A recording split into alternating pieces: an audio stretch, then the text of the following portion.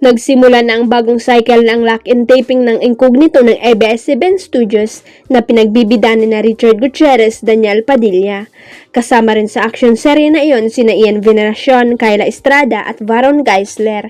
Siyempre, pangunahing characters din sa Incognito sina Maris Racal at Anthony Jennings. Pero tama ang source na nagkwento umano sa Abante na hindi muna kasama sa lock-in taping ngayon ng Incognito ang Maton Love Team. Sa January na raw uli isasama sina Maris at Anthony. Hindi naman nilinaw ng source kung dahil ba sa cheating issue sa dalawa kaya hindi muna sila isinama sa lock-in taping ngayon ng Incognito.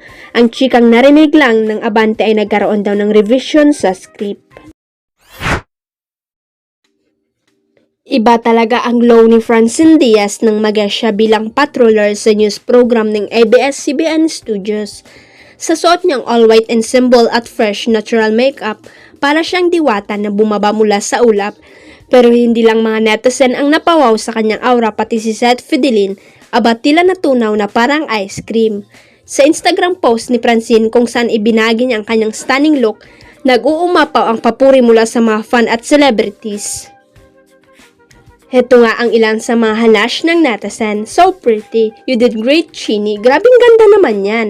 So proud of you. Apakaganda mo. Ganyan pala ang glow ng In Love.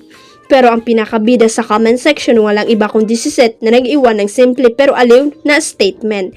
Isang melting face emoji. At syempre hindi pinilampas ni Francine ang moment na yun.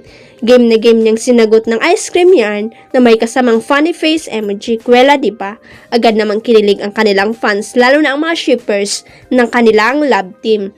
Hindi na bago ang kilig sa tambalang Francet pero mukhang mas lalong nag-iinit ang support ng fans dahil sa simpleng comment na yun minsan isang emoji lang pala ang kailangan para mapakilig ang buong fandom.